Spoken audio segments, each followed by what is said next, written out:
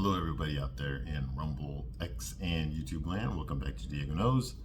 I, of course, am Diego, and today we are going to continue to talk about Swingers. Swingers from 1996, that's right. I love that movie. It's a great movie. You gotta watch it. So I need my coffee for this one. I tend to get a little excited when I'm doing reviews, especially of movies that I love or movies that I hate. Okay, I tend to get a little emotional in these videos, all right? So just warning you here, okay? So anyway, we're about done with this movie now, but I love this movie because I love the topic, okay? I love the whole idea of men dating and some of the things that we go through, the problems that we go through, okay? Which, like I said in all my other videos, okay, they don't make movies like this. They never make movies about guys' problems, okay? It's strictly a chick flick genre about a girl's problems in dating. They make TV shows out of it. They make seasons out of this shit, okay? There's like a whole, IPs based on nothing but women's dating problems, okay? Go to any bookstore, there's a whole freaking shelf of books about women's dating problems, okay? There's nothing for men, nothing at all. Typically, a movie for men, made for men, is usually going to be something action or some sort of a crime. Although like true crime is like mostly women that watch that shit. But like like a gangster movie, like The Godfather or something like that. That's mostly men. Like I said, sci-fi, that's mostly men. Martial arts, terrorists, that's mostly men. Okay, where women tend to go towards other things. All right, women tend to make movies which is more about their feelings and about how people make them feel, whereas men, it's more about what they do, and what goals they're trying to accomplish. Okay, for what I mean by that is like a typical female genre movie will be about a woman finding her empowerment, getting that career, finding that true love that she wants, that's what it's about, finding the right guy, and then everything else falls into place after that, right? Whereas a typical guy movie is usually about saving a person, usually a girl, or saving a group of people, like hostages or the whole world or something like that. Indiana Jones is trying to stop the Nazis from getting these magical, Christian symbols, okay, artifacts, because if Hitler gets a hold of that, he'll win the war and conquer the world, so he's got to stop that, Luke Skywalker's got to stop Darth Vader, because, it's got to destroy the Empire so that democracy can come back to the galaxy, so it's like that, okay? Whereas something like Pretty Woman, another piece of crap movie that I reviewed, okay, it's about the street hooker trying to find the right guy who loves her for her. And she does. He's a multi-millionaire, he's handsome, he's smart, he's charming, he's straight, okay, he's got no kids. The only thing that's missing, and he's successful, and the only thing that's missing is, he's great in bed, sorry, he's great in bed too. The only thing that's missing is he just can't find the right girl. You see what I mean? Crap like that, okay, and women will believe it, okay, or some shit like, 50 Shades of Shit. There's another one. I actually read that fucking book. Can you believe that? I actually read that book. Oh, okay, and what was that? I mean, freaking, this bitch, Anastasia Steele, right? I mean, come on, this girl's like a college, she's in college and she has no email and she listens to Snow Patrol, and she's a virgin. Are you out of your mind? It's more believable that a girl her age, I think she's like 22 or something, okay, a girl her age, okay, it's more believable that she would be a virgin than that she would have no email, okay? And what happens? This super good looking, super wealthy, super smart, super charming, super well hung, super good looking guy, who's single and straight, and all that stuff, right? Got his own helicopter and everything, owns his own like skyscraper, right? Owns his own like multi-conglomerate corporation, okay? Who happens to have his own fucking bat cave hidden inside. I mean, and falls in love with her. You out of your fucking mind? Oh yeah, he doesn't cheat on her either.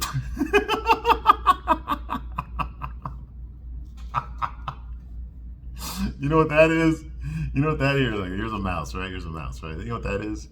You know what I call that? I call it this.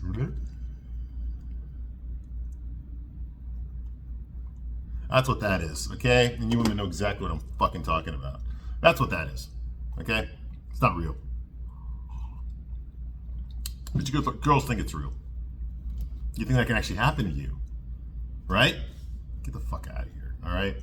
Don't call us fucking deluded, okay? Because we watch fucking Avengers or some shit like that. Oh my god, you think me chair? You want to purple aliens fighting each other? I'm gonna get so stupid.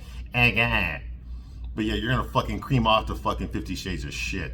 Like that could actually happen to you, right? Get the fuck out of here, man. Don't give me that bullshit. Anyway, so this movie is the exception to the rule. Like I said, they don't make very many movies like Swingers. Okay, it deals with men's dating struggles, particularly the main character, Mike Peters. Okay, played by the writer of this movie, Jon Favreau, who he based the story basically on himself.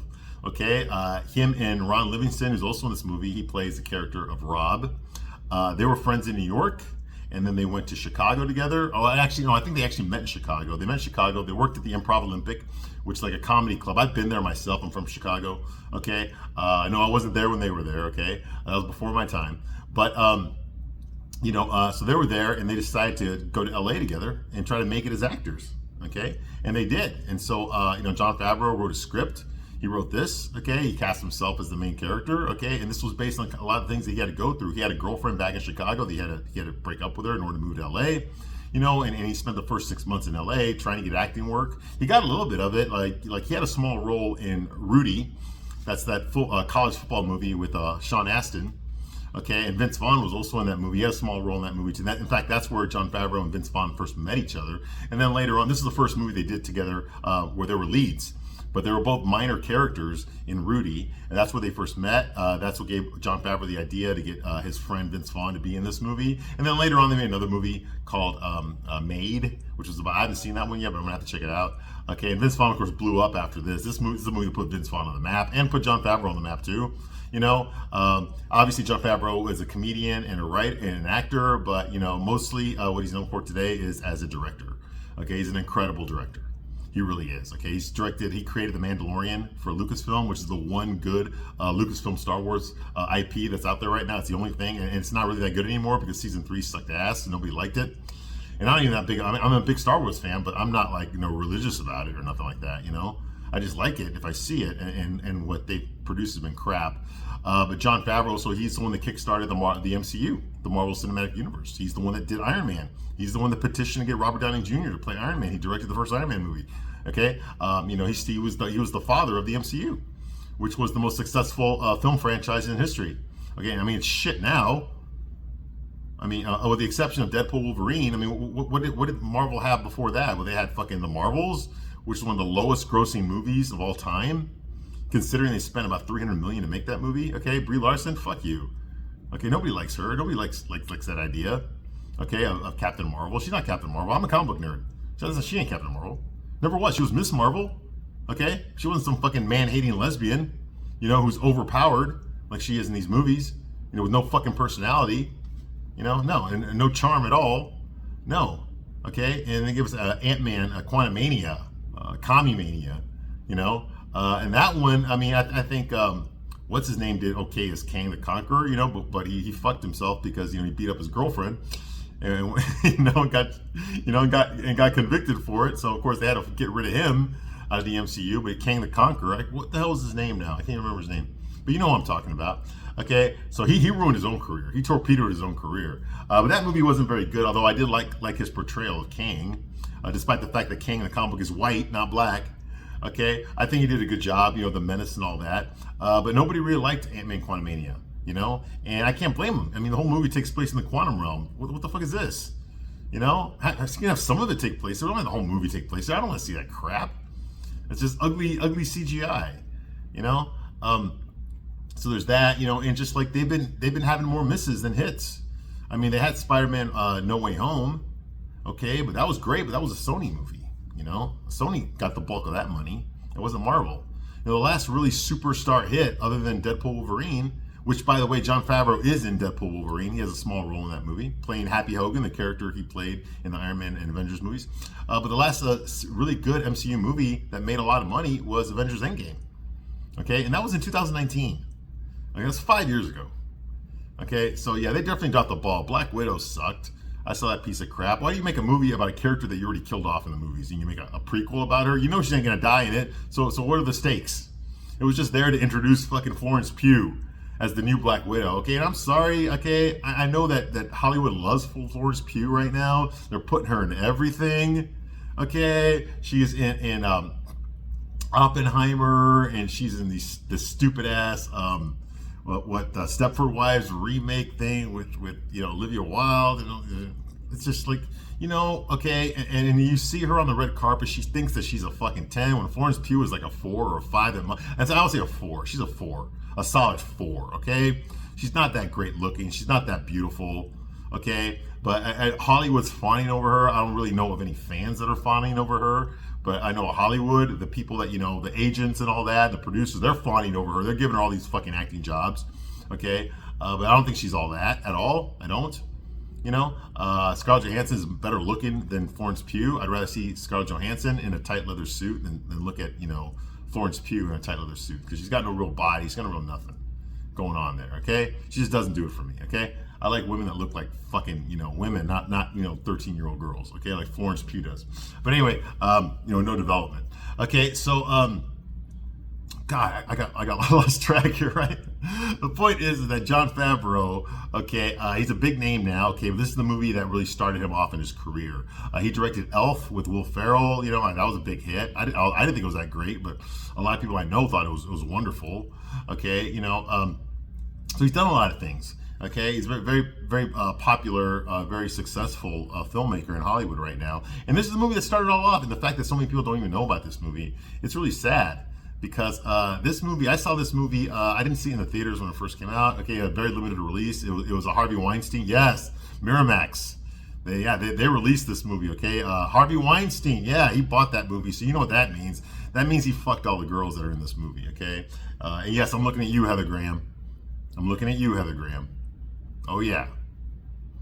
Okay. People always talk about Weinstein as being this, this sexual assault guy. You know the word I'm trying to say here. And he is. And he deserves to be locked up for the rest of his life. Absolutely. But what really bothers me is all these fucking empowered women, these feminists that are always protecting women from the evil patriarchy and the misogyny. All those women that knew what Harvey Weinstein was doing the whole time. Yeah, I'm looking at you, Gwyneth Paltrow, Jennifer Lawrence, okay, Angelina Jolie, Kate Winslet, Kate Blanchett, okay, and the queen bitch herself, Meryl Streep. They all knew. Salma Hayek too, yeah.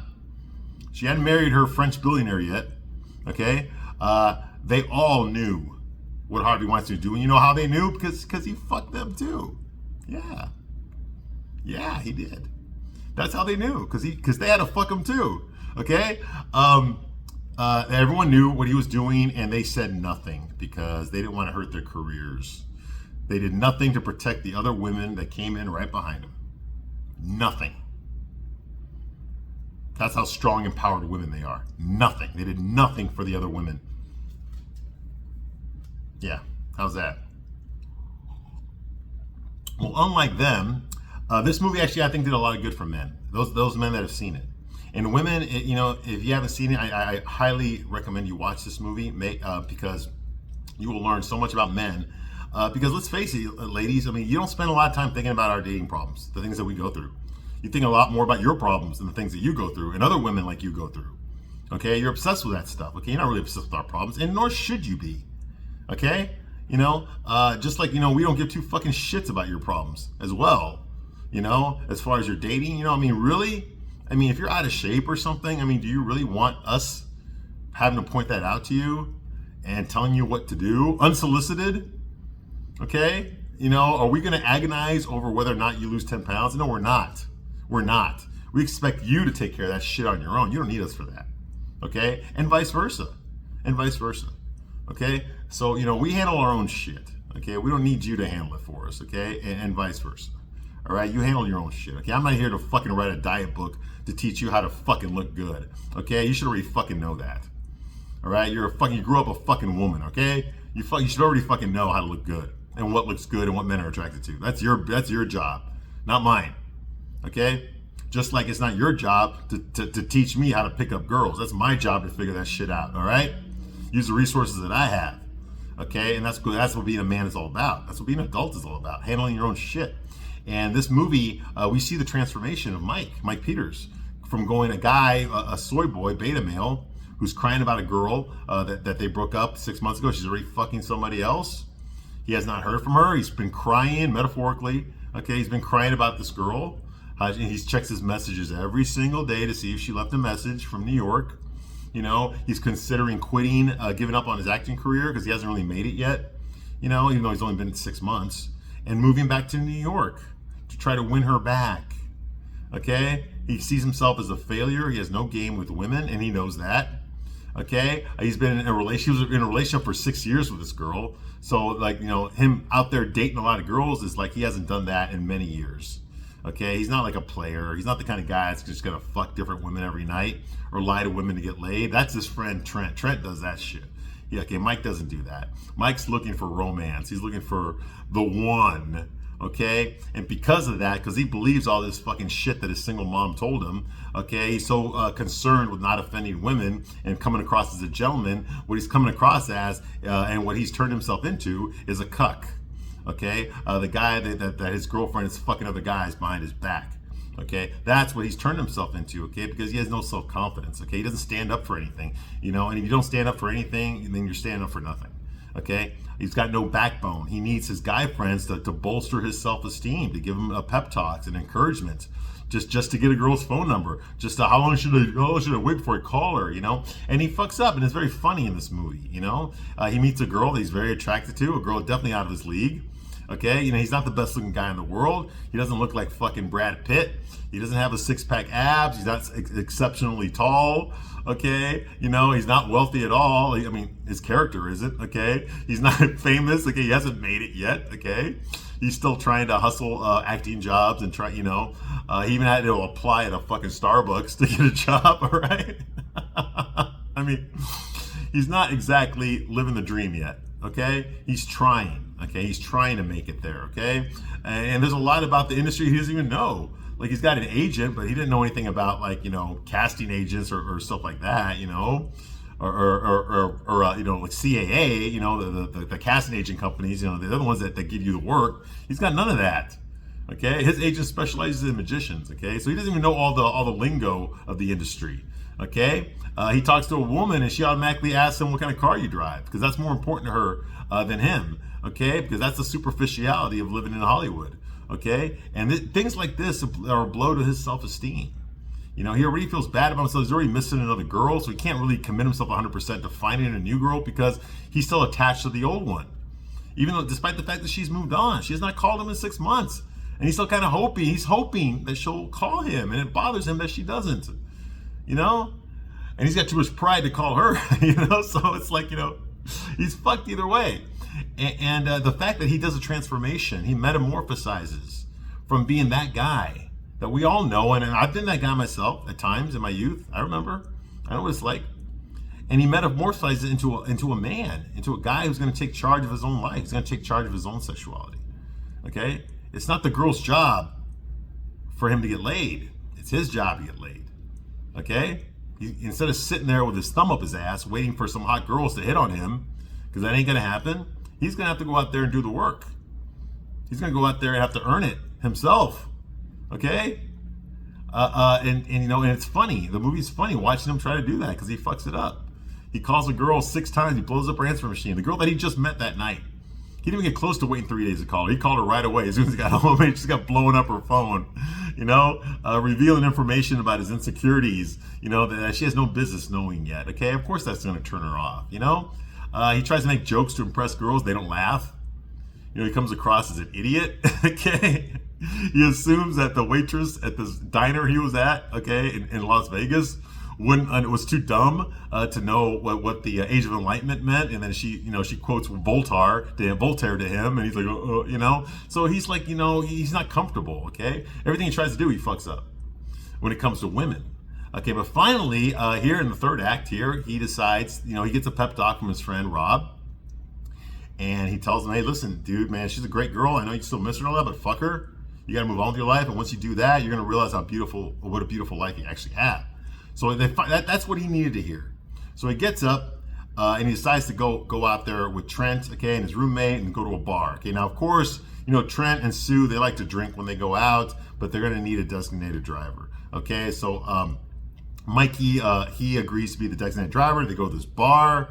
Okay, Mikey meets. He's not as having as much fun as they are because he's not drinking, and he's not really interested in talking to girls. He kind of like is scared of them and doesn't know what to say, and it bothers him. So he walks away from his booth where he's sitting there with a bunch of girls and his friends, and he comes across Heather Graham's character, Lorraine, who's dressed like 1940s Carole Lombard. Okay, she got long red hair. Okay, in the style of the 1940s. She's wearing a 1940s summer dress.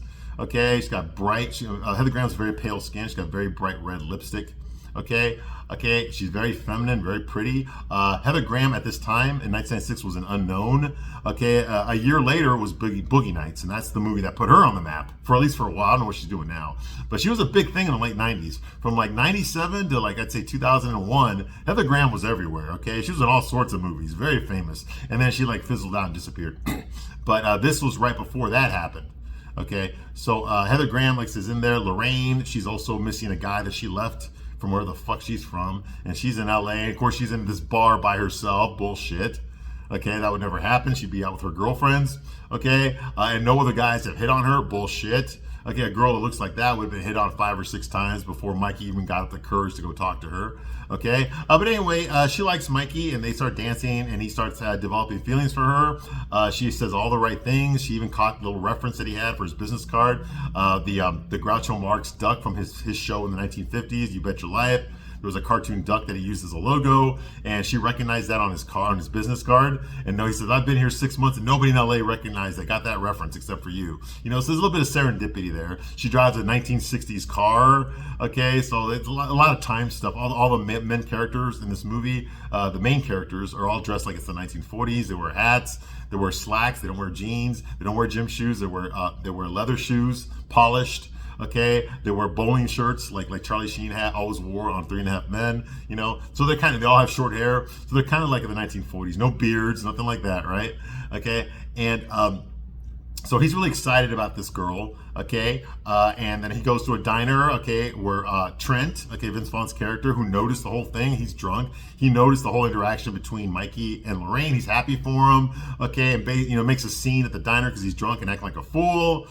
Basically, Mikey tells him to shut up. You're embarrassing me. So what does Trent do? He gets up on the table. He starts making fun of the waitress. Starts making fun of the other patrons. And he gets up on the table and starts screaming like, yeah, our little boy's all grows up. He's grows up and he's grows up and he's grows up and he's grows up. He kept saying that over. It's hilarious. I can't do it the way Vince Vaughn did. Okay, but it's hilarious. It just shows the immaturity of Trent. He has no fear. Okay, he's a very confident guy. He's very great with the ladies, but when he gets fucked up, he acts extremely more immature than usual. Okay, I wish I could say that I've never been around guys that act this way, or that I've never participated myself. But unfortunately, I was a young man once, and I did a lot of things that were very immature. Okay, so I can't really judge him without judging myself. All right. Anyway, so now Mikey gets home. It's the same night that he met Lorraine. He really struggles with calling her because that's what he did the last time he got a phone number, is he called her right away as soon as he got home, a few hours after he met her, and he totally fucked that up. It was very funny watching him do it, but he decides he's not going to do that. He wants to do it. You can tell he's looking at Lorraine's phone number that she gave him, and he wants to do it, but he decides not to. He puts it on his answering machine. Yes, the movie's in the 90s. There were answering machines back then. No cell phones yet. Cell phones hadn't gone mainstream yet. Okay, and he decides to go to bed instead. Well, the next day his alarm goes off at 12:53 p.m. He wakes up and he immediately runs to his answering machine, picks up the card, and contemplates calling Lorraine. Now, the rule that they came up with his guy friends was 3 days, right? But he's not sure. He's like, oh, so he decides. He struggles with it, and then he decides, okay, fine. He puts the card down. He goes to his calendar, which he has on the wall, and he decides to wait. He puts down the date where he's actually going to call her, and he crosses off the today's date. Okay, so he's got 2 more days to go, and then he's going to call her. Okay, he's going to force himself to go by these bro code rules. All right, which is very smart. You don't want to come across as desperate, but you don't want to come across as fucking like I don't give a shit either. You got to find that balance. Okay, yes, ladies, these are the things that we have to fucking deal with. All right, don't want to cross as needy, but you don't want to come across as I don't give a shit either. So anyway. So he goes through all that. He's got 1 day's gone, and all of a sudden his phone rings. Ooh, his phone rings. So he answers the phone, and guess who it is? It's Michelle. That's right. The woman that he's been stressing about this entire movie, the one he's been talking to every single person who will fucking listen. He could have gotten laid with this hot girl he met in Vegas, but instead of that, he just talked her ear off about his ex-girlfriend Michelle and how much he loves her and how much he misses her, right? Because that's what you do when you got a hot piece of ass on your lap, is you talk about how brokenhearted you are with your ex-girlfriend, right? Okay, that's the kind of game that fucking Mike has. Well, finally now we get to hear her voice, okay? This phantom girl that we've been hearing about. And we saw a picture of her earlier in the movie, okay? But now we're hearing her voice, okay? Now we can kind of like make a mental picture of what kind of girl this woman is, all right? And the relationship that she had with Mikey, that he's been crying about this entire fucking movie, literally crying about her this entire movie, okay? Well, she finally calls. Now, this is a reference to the beginning of the movie. In the very first scene in this movie, okay, when Dean Martin was singing "You're Nobody Till Somebody Loves You," that's in the opening credits. The movie began with Mikey in a diner with his friend Rob, okay, who also moved out to LA from New York. So he already knew Michelle, okay? And they were talking. He was basically telling him how long does it take, because all Mikey does is talk about Michelle. How long does it take for him to get over her? And he tells him, he's like, listen, it's going to take a while, but but eventually you will, move on. You will forget about her. And then, because when's she going to call? Well, that's just thing. Okay, your exes never call you back until after you've gotten over them for some dumb reason. That's just the way it works. It's kind of like they have this sense about it. They know not to call you until you're already no longer give a shit about them. That's when they want you back. It's when you no longer give a shit about them. And it's true. Because now Mikey's excited for this new girl that he met. He's not thinking about Michelle anymore. And now Michelle calls him. When he's not thinking about her anymore, when he's all excited about this new girl, when he's decided to fuck another girl, meet another girl, fall in love with another girl, that's when his ex calls him. That's when she fucking calls him, okay? And it's fucking true. I've been through this myself. I know 100%, okay? I don't care if you broke up with her or if she broke up with you, but usually it's if she broke up with you. If she broke up with you guys, okay, and women, you already know this, so you can fast forward, okay? But guys, if you're watching this, if she broke up with you, she already got another guy. All right? And she's not going to call you back unless something went wrong with this guy, okay? Usually the guy just fucking, he fucked and dumped her. Pumped and dumped, okay? And now she's in the dating market again. She ain't going to run back to you yet, but she's realizing that the pickings are pretty slim. And the only guys hitting on her are guys that she's not attracted to or doesn't even want to be attracted to. Okay, and because you're not talking to her, and you've blocked her on social media and all that stuff, she has no idea what you're doing. And now she's obsessed with thinking, what the hell is he doing now? How did I fuck that up? Maybe I can get him back. I fucked up. Maybe I can get him back. And that's when they call you. When you're already over her and you're already dating, you're already fucking other women, okay? Or fuck, and you're already, doing your own thing now. Okay, that's when they call back. And that's true. They never call back when you're still crying over them and heartbroken. They always call you back when you've already moved on. Okay? Now, yes, you might have blocked them on social media, but you didn't necessarily block her friends on social media. She's just going to look at her girlfriend's phone and see what you're up to. Okay? And she's going to see you there with another girl. Okay? And now she's going to start comparing herself to that girl. And God forbid that girl's better looking than her. Now she has a fight on her hands to win you back because you're happier without her than she is. And that can't happen. You see what I mean? That's usually when they come back. And in my situation, I'm a lot more mature now than I was in my youth. But in my situations, what I would do is I would take them back and then I would fuck them over. Okay? And I wouldn't really say fuck them over because that would imply that I lied to them or that I misled them or something. No. But it does mean that, I would have sex with them again, knowing that I was never going to be in a relationship with them again. Okay, I would do that. Okay, and I have done that. All right. So, just so that I can be the one that closes the book and not her. Okay. If that opportunity would fall, I don't look for that opportunity. Okay, but if it happens to fall in my lap, I'm going to take advantage of it. Okay, because I want to be the one that closes the chapter in that book, not her. All right, that's just me. No, it doesn't happen all the time. Most of my relationships, it's never happened. But when it does, if I'm not going to take advantage of that, if I'm not going to write my own ending to that relationship, I ain't going to let anybody else do it. So fuck it. Anyway, so she calls him, Michelle calls him. And he's shocked, of course. And she tells him that she thinks about things. Aww. And she thinks about us. And he's like, he's all shocked, you know? And Mike's like, I thought you were seeing someone else. And she's like, that doesn't matter. I think about you every day, really. I miss you. Well, then why didn't you call? Do you know how hard it was not to call you every day? And right now I'm screaming at the TV screen. I'm like, dude, do not get back with her. I've fallen for this myself, okay? Do not get back with her. Do not get back with her. Do not get back with her. Okay? Okay? She's like, I pick up the phone every night. And one time I started to cry right in front of Pierre. Mike's like, oh, Pierre, huh? Oh, so that's his name. What is he, French? It's like, okay, he's a whole other headache that I don't have time to get into right now. I don't want to talk about him. I called because I heard you might be moving back to New York. Well, I wonder where she heard that from. Probably from Rob, because he told Rob early in the movie that he was thinking about moving back to New York. Okay? You know? And then when that happens, when she tells him that on the phone, all of a sudden, he's got another call coming in.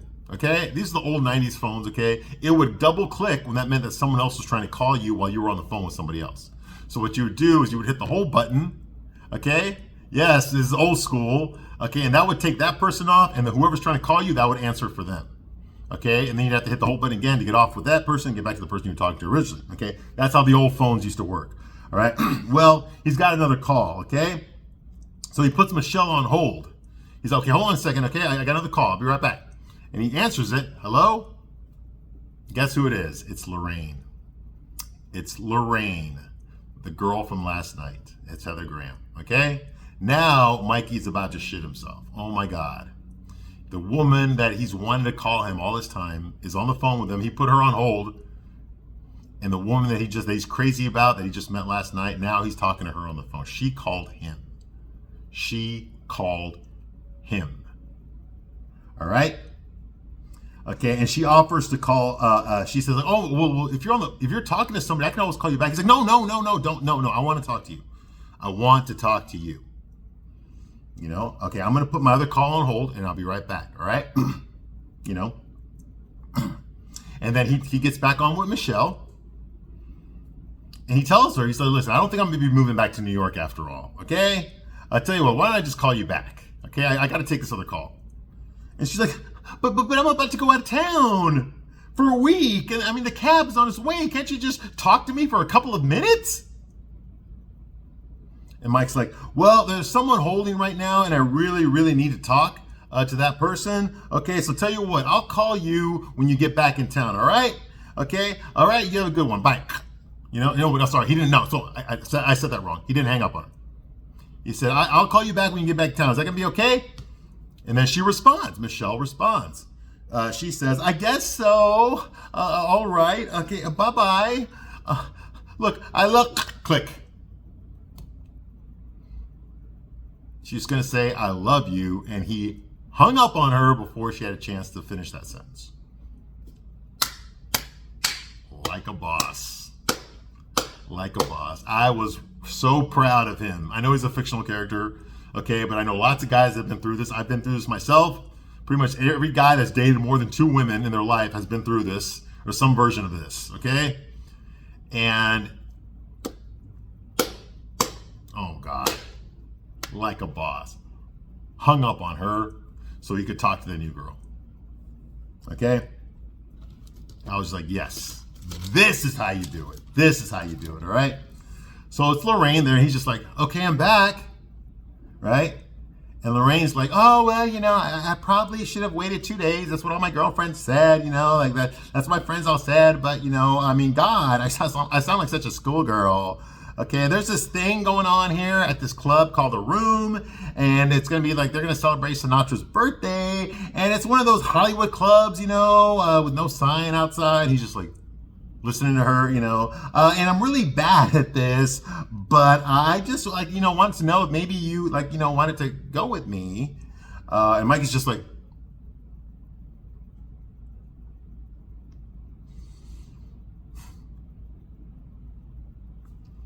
he's just smiling as she keeps talking, and I got to tell you, I was so proud. I was so proud of him right there. Because he finally moved on. This is what it feels like to move on. It's fucking wonderful. It's absolutely wonderful. Okay? It feels very great. And I know whenever you hear the word empowering, it's always in reference to fucking, feminists or lesbians. Okay, I know sometimes it's the same thing. But that word empowering is gender neutral. It can apply to men too. Okay? And to know that you've gotten over somebody, to know that you've pursuing someone else now, and that the person that you're no longer feeding into your regrets, okay, or beating yourself up over getting dumped or whatever, maybe a girl cheated on you or something, okay, and you were in love with her and it just devastated you, and now you're afraid to have another girlfriend, you're afraid to talk to a girl, you're afraid to date anymore because you're afraid you'll fall in love and that girl will fuck you over like the last one did. Okay, or maybe it's happened to you more than once, okay? These things, these feelings, okay, these feelings of fear will block you. Okay, well, it will block you from feeling what Mikey's feeling right now. Okay, you've got to go back out there. It doesn't matter what she did to you. Okay, it does not matter. What matters is what you do about it. Okay, you've got to go back out there. Okay, there's a time and a place for everything. There was a time for that girl, and there's a time to not be with that girl, and there's a time to be with somebody else. Okay, and until you start moving that direction, you're going to be stuck where you are. Okay, and guess what? She ain't there anymore. So you're stuck there for no reason. You're doing this to yourself. Okay? Okay, you can't decide what she does. You have no choice on that. But you have a choice on what you do. Okay? And the reason Mikey's feeling so good is because he finally decided to start moving forward. Okay, quit holding on to this bitch back in New York and start moving on with your life. And that's every man's responsibility. That's what you have to do. That's the only way you're going to feel better. Let me tell you something, okay? I learned this lesson a long time ago. I think I was probably 19 years old. And there was a girl in high school that I was just crazy about. Oh my God, I used to walk, if she's watching this, she knows who she is. All right, and I would walk home with her after school and stuff. And I would make a move and I was in the friend zone. I was totally in the friend zone, okay? But even after I graduated high school, we still stayed friends and stuff. And we would hang out. We would hang out. We'd go to bars together and stuff because I had a fake ID. I was like 20 years old, whatever, and we would still hang out and stuff. So we stayed friends, but we never hooked up. Okay, and after a few years of this, okay, now yes, I did sleep with other women during this time. Okay, but whenever I was around Tiffany, sorry, I ain't gonna edit it now. But whenever I was around her, okay, I was attracted to her. I just was, and it bothered me. It bothered me that she dated other guys, because I was always there, and she wouldn't date me, It bothered me, and after a few years of this, I just said, I can't do this anymore. And I remember telling her this. I can't do this anymore. I can't always be hanging out with you all the time. 'Cause she would call me, hey, let's go to the movies together. And I'd be like, yeah, she's finally going to kiss me. And she wouldn't. And I said, I can't do this anymore. The way I feel about you is more than just as friends. I don't look at you like a friend. I look at you like the way a man looks at a woman. And I remember telling her, I think I was like 19 or 20 years old, and I told her, I can't do this anymore. And I cut it off with her. I quit taking her calls. I quit agreeing to go out with her, and then right after I did that, I met this other girl. And I ended up being with that girl for like fucking 4 years, okay? So, much better relationship, okay? Much more reciprocation, if you know what I mean, okay? So, and that wouldn't have happened if I hadn't let go of this one. If I hadn't let go of this girl that I've been pining for years. You see what I mean? And that's the truth. That's how it works. Okay? Guys, that's how it works. You got to put yourself back out there again, all right? Okay, this review went a little bit longer. I'm going to stop right here, but I'll be back shortly to finish my review of Swingers. I thank you very much for watching this long, and I'll see you soon on the next one. Bye.